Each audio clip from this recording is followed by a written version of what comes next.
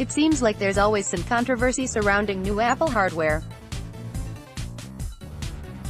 These devices are some of the most popular in the world, which means that they're bound to get closely scrutinized, perhaps more so than any other tech product on Earth. With that said, there's a brewing controversy over CPU throttling in the new MacBook Pro.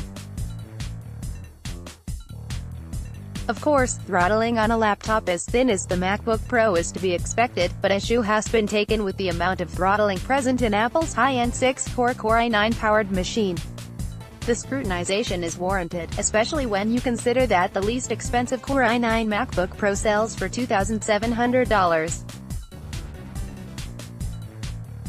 If you opt to max out the GPU, RAM, and SSD storage, the price quickly balloons to nearly $7,000 after tax. Just how bad is CPU throttling on the 2018 MacBook Pro? Let's do a brief export test with Final Cut Pro X to investigate further. I opted to use Final Cut Pro X in these tests for the simple reason that it is Apple's flagship NLE, and many of the people purchasing these machines are creative professionals who work in video. To monitor CPU performance, I used Intel's excellent Power Gadget software, which is a free download for Mac users. Here is my configuration for the test: a 4-minute, 4K video shot at 60 frames per second with a Panasonic GH5. Not rendered and unoptimized, exported with Apple's built-in Final Cut Pro preset, web hosting, H.264, faster encode 3840 by 2160, same exact setup used with both tests. All other apps, except apps needed for testing, closed. Power plugged in, except for the spoiler freezer test. To preface, this test is by no means law, and certain applications and export settings may respond differently. First test, stock 6-core export, leaving the Core i9 configured as default. I exported the video in 5 minutes and 30 seconds. Throttling was definitely noticeable during the export, as you can see from the following chart created from Intel Power Gadget log data. Specifically, notice how many times the clock speed dips to 800 MHz. According to Intel Power Gadget data, this is in response to a CPU hot flag.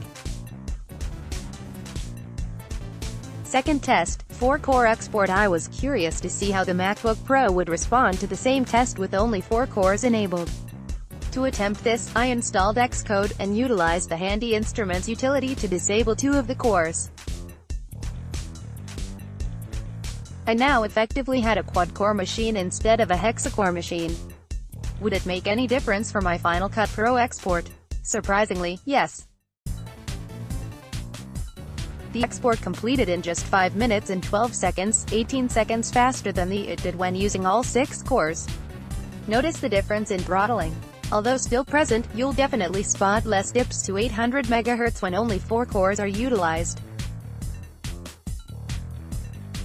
Using just 4 cores, 8 logical cores with hyper-threading. Keep in mind that the CPU inside this MacBook Pro has the following specifications: base clock, 2.9 GHz turbo boost, 4.8 GHz cores, 6 TDP, 45W. For the majority of the testing, the wattage consumed by the CPU stayed around 20W, and overall CPU utilization stayed well below 50%. Third test, the freezer. For the last test, I switched back to the full 6 cores and put my MacBook Pro in the freezer to keep it cool, a la Dave Lee, who made the excellent video that lended such a big voice to this issue. Unsurprisingly, doing so resulted in the best performance out of the 3 tests. The video exported in just 4 minutes and 51 seconds, 21 seconds faster than the quad-core test, and 39 seconds faster than the hexa-core test without the extra cooling. Notice that there are no dips to 800 MHz when using your MacBook Pro in the freezer, although the CPU still hangs out well below the 2.9 GHz base clock speed. The freezer is good for short-term performance on the MacBook Pro, but may prove to be an inconvenient, hazardous working environment. Condensation is bad, folks. iMac Pro test. Lastly, I wanted to see how my iMac Pro compared, since it has plenty of thermal overhead along with an 8-core Xeon CPU. Would it easily best the MacBook Pro? Just by looking at this graph, you would think so. The CPU basically stays locked at 4.0 GHz and above, and as you can see its temperatures remain relatively cool.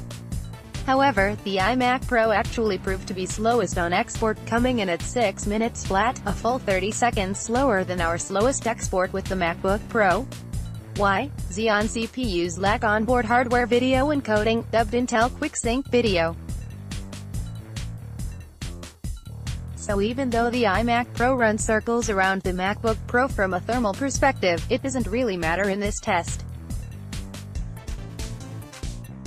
That's why you can't always look at pure numbers when judging a machine. Lots of variables go into measuring the performance, and it differs based on the applications you plan to use.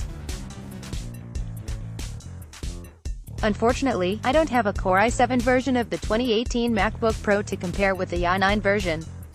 It's possible that it may perform better than the i9 version when using all 6 cores in this test, but I'd have to try it to be sure. The results of this test are by no means a recommendation to stay away from the high-end MacBook Pro. A machine should be judged on all of its merits, and further testing is required before I'm able to do so. That said, the optics aren't particularly good for Apple. It's reasonable for users to expect more cores to equal better performance, especially with an app that was built from the ground up with Mac hardware in mind. All blame shouldn't rest on Apple's shoulders. Intel needs better performing chips from a thermal perspective. It's one major reason why Apple's rumored transition to ARM Macs could prove to be a great thing for the company's laptops.